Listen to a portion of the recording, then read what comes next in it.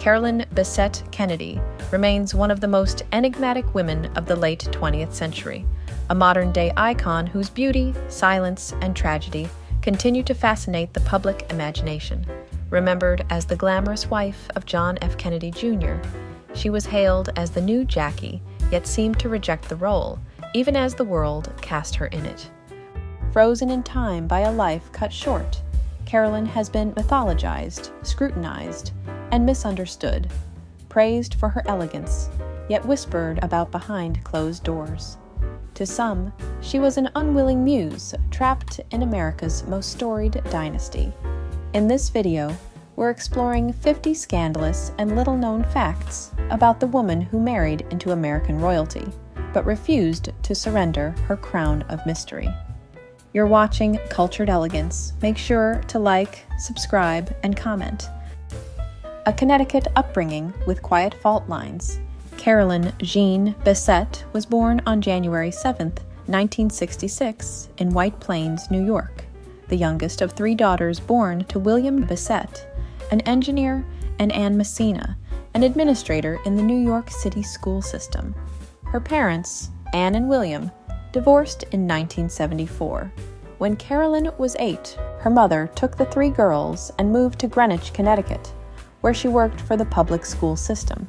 She later married Richard Freeman, an orthopedic surgeon, and the family eventually settled in New Canaan, the ultimate beautiful person. At St. Mary's High School, she was voted Ultimate Beautiful Person, a title that cemented her place in Greenwich's elite teenage social circle. She attended all the right parties and quietly absorbed the social codes of exclusivity, polish, and restraint. Beneath the surface, she was learning how to disappear in plain sight, how to be seen without being known. Carolyn graduated from St. Mary's High School in 1984. A heritage draped in Northern elegance. Though often framed as the embodiment of East Coast minimalism, Carolyn's ancestry was more layered. Her father descended from French-Canadian Catholic families rooted in New England, while her mother brought Italian heritage into the lineage. This unusual blend gave Carolyn a porcelain-like beauty, sharp cheekbones, Mediterranean eyes, and a cool, unfathomable aura. A college girl with old soul restraint, Carolyn enrolled at Boston University in the mid-1980s, where she majored in elementary education.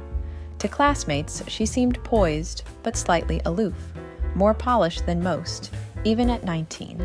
She wasn't the type to stumble out of dorm parties or wear school sweatshirts. Instead, Carolyn carried herself with a quiet maturity that set her apart.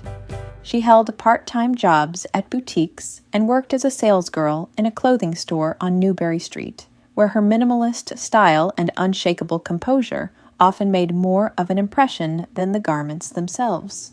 She rarely gossiped, seldom shared much about her family life, and preferred to let others talk while she listened, smiling. Even then, she had an uncanny ability to command attention without seeking it. A classmate would later describe her as the girl in the back of the lecture hall who looked like she didn't belong there, but not because she wasn't smart, because she already seemed finished. A calendar girl with a carefully guarded smile. While still a student at BU, Carolyn briefly tested the waters of professional modeling. It was not the usual college girl experiment. She had headshots taken by a hired photographer and curated a portfolio. Most notably, she appeared in The Girls of BU, a campus calendar featuring some of the university's most photogenic students. The calendar photos would later take on a mythic quality, surfacing as counterpoints to her famously reserved public image. They revealed that Carolyn was never entirely the accidental icon some made her out to be.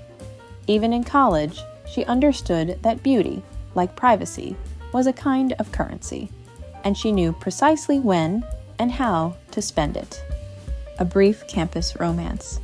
While studying at Boston University, Carolyn briefly dated John Cullen, then a standout on the university's hockey team.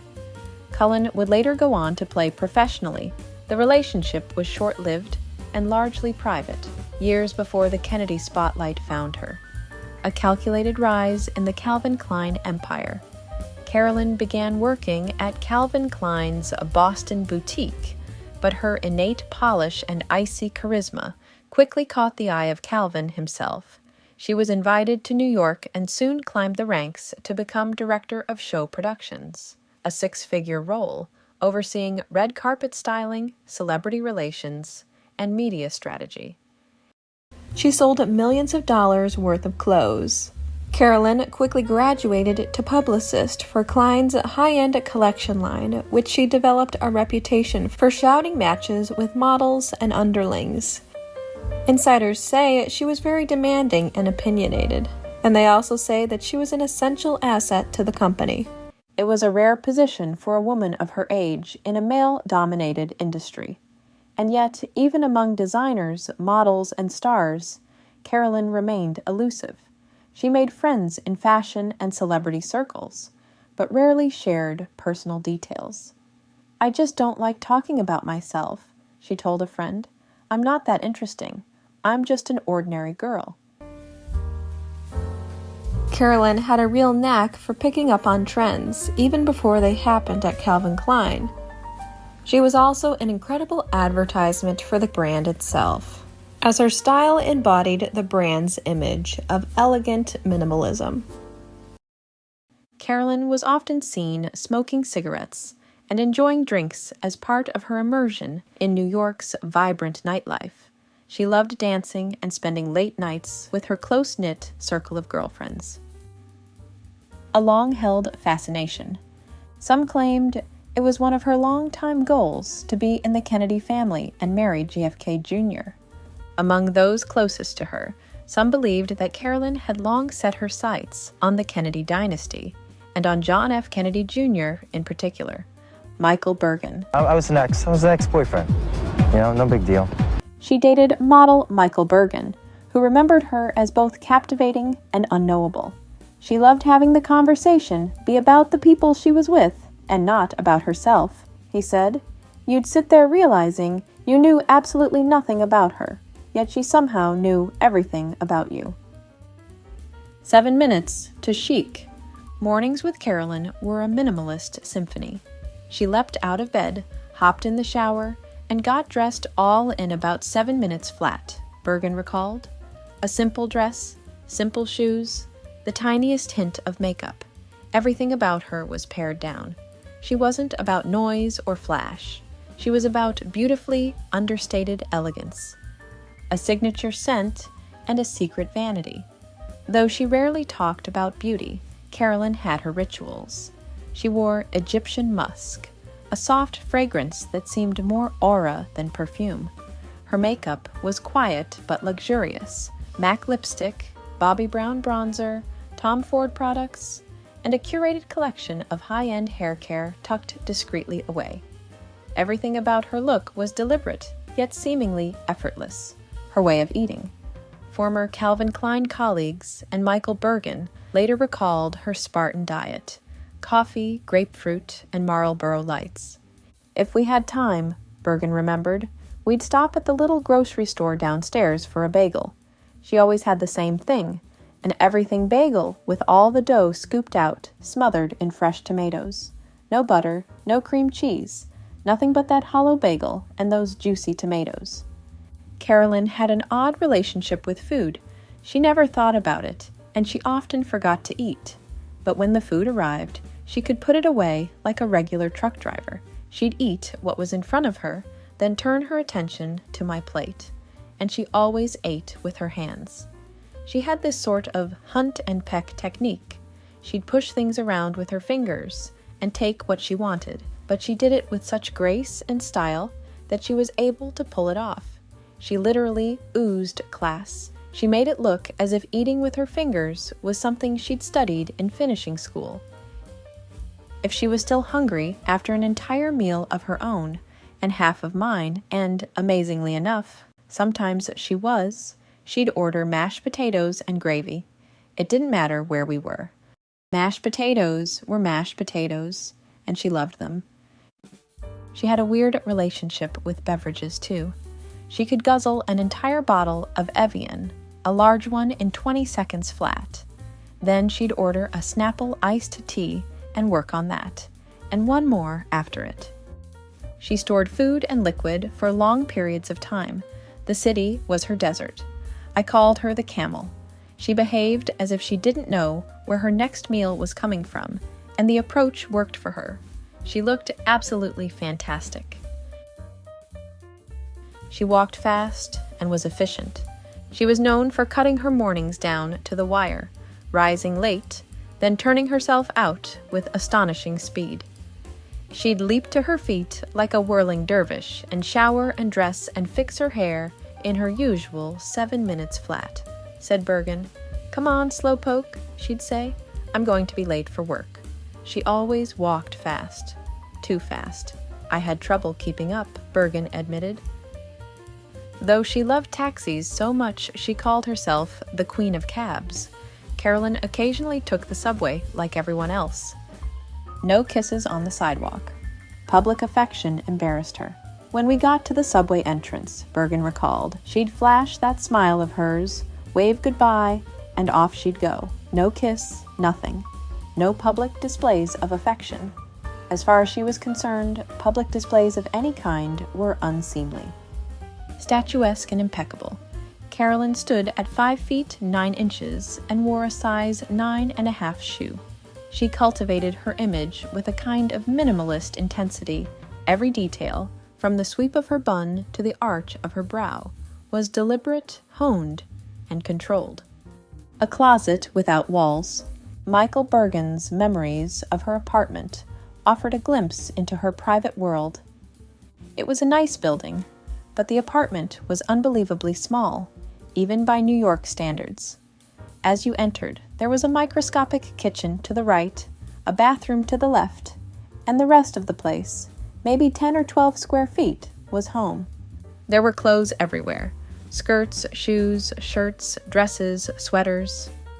Most unsettling were the picture frames, beautiful, ornate, and completely empty.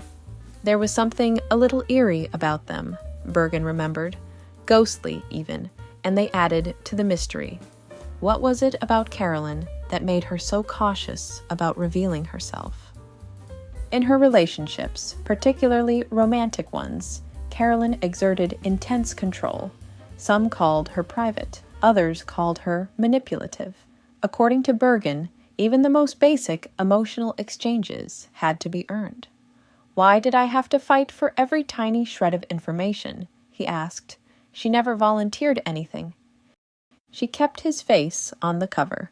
Long before their relationship began, Carolyn reportedly kept a copy of People magazine's 1988 issue, featuring John F. Kennedy Jr. tucked away in her apartment. Years later, she would marry the man on the cover. 2 pregnancies, 2 secrets.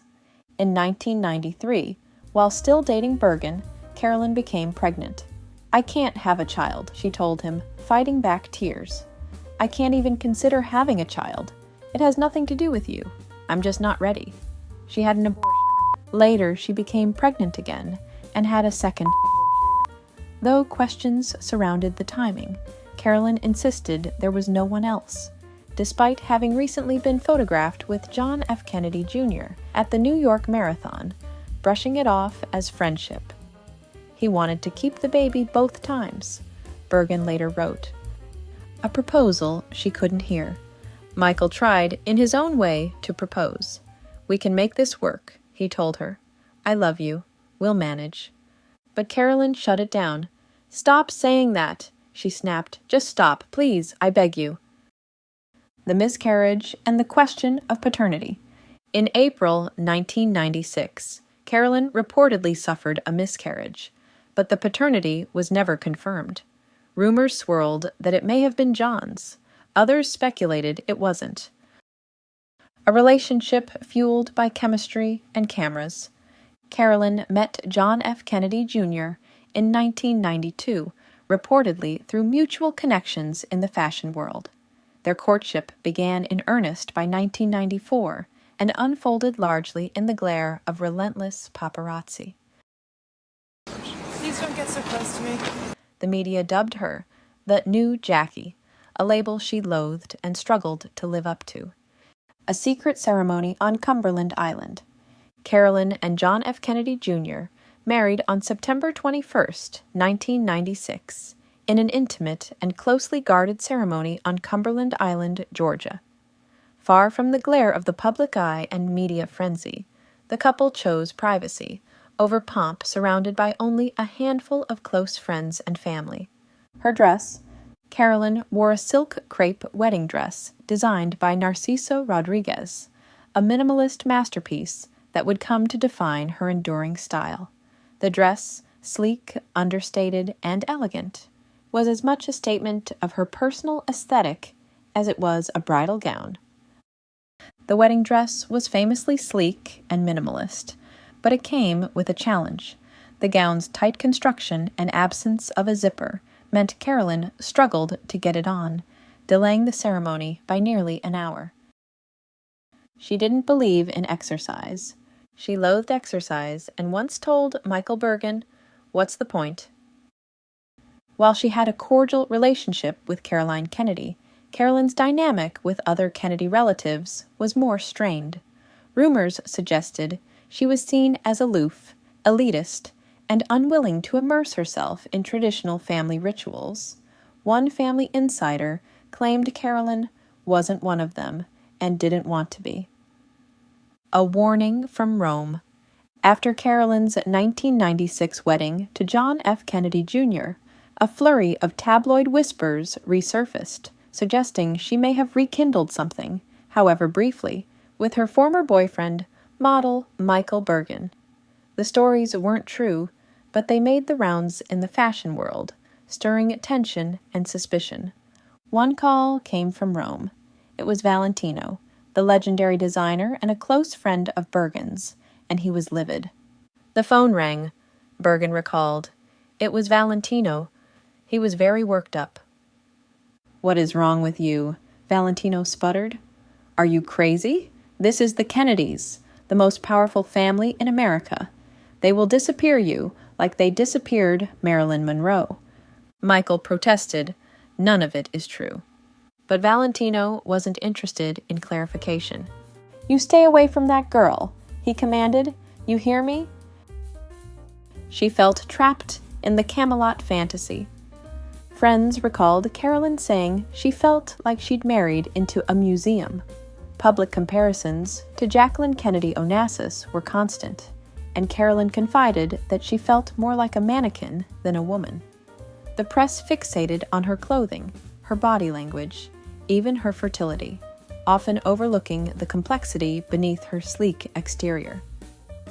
A closet full of couture and conflict.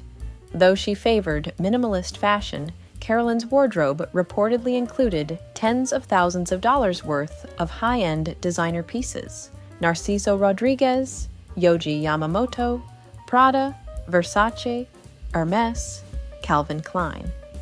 Her spending allegedly caused tension with John, especially as she remained unemployed during most of their marriage. From her Calvin Klein days, Carolyn maintained friendships with figures like Kate Moss, who admired her minimalism, Andre Leon Talley, who once praised her quiet glamour, and Christy Turlington, whom she occasionally socialized with at industry events. She was also seen at gallery openings and benefit dinners, with Robert De Niro, Anna Wintour, and Graydon Carter, a mix of fashion titans, editors, and Manhattan mainstays. But admiration often came laced with resentment. Some socialites, including Cornelia Guest, were rumored to view Carolyn as cold and aloof, too Park Avenue ice queen for their taste. Others whispered about her marriage, her wardrobe budget, and her supposed unwillingness to play the Kennedy game. Exciting, wonderful evening. Yeah, what was your highlight? What was the highlight for you? The entire evening was spectacular. There's no highlight. Her closet hid hate mail and emotional bruises. Behind the locked doors of her sleek Tribeca loft, Carolyn kept a box of hate letters, anonymous and cruel, many questioning her worthiness of the Kennedy name. Though she never publicly addressed them, close friends confirmed their existence. she bore the scrutiny in silence, though it chipped away at her sense of safety. Whispers of a drug habit. Unsubstantiated but persistent rumors circulated within New York's social and fashion circles, suggesting that Carolyn occasionally used cocaine, particularly during her early years at Calvin Klein and the beginning of her marriage to John F. Kennedy Jr. These whispers lingered for years, fueled by the pressures of the high-profile worlds she inhabited and the tabloid fascination with her every move. Despite the rumors, no formal evidence ever emerged to confirm heavy or habitual drug use. Those closest to Carolyn have consistently disputed the claims, pointing instead to her disciplined nature. Michael Bergen, who knew Carolyn intimately during those years, addressed the gossip directly. There was drug use, yes, but it was modest. No, actually that's wrong. In Carolyn's case, it was minimal. I mean, think about it. Carolyn was all about self-control. Her job was all about appearances. Does it really make any sense that she would risk letting herself go? He added, I never saw Carolyn looking hollow-eyed or coked up, despite reports to the contrary, and I don't know anyone who did. This measured assessment paints a picture of a woman fiercely protective of her image, who valued control over chaos even amid the intense scrutiny and social whirl. She resented being a Kennedy wife. Carolyn reportedly hated being trailed by photographers. Just asked that, getting married is a big adjustment, and for her, who was a private citizen up until about 2 weeks ago, it's even more so. Mocked by tabloids and judged against a pantheon of American royalty. A friend once quoted her as saying, I didn't marry America, I married John. Yet she soon found that one never came without the other.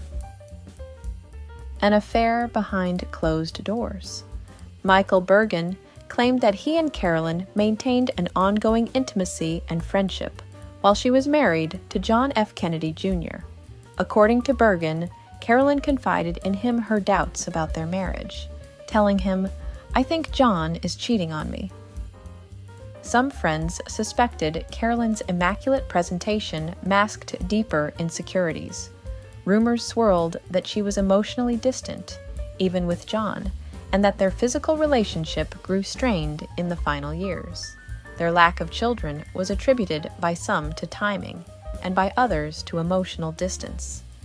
In the months before her death, close friends expressed concern that Carolyn was increasingly withdrawn, erratic, and moody.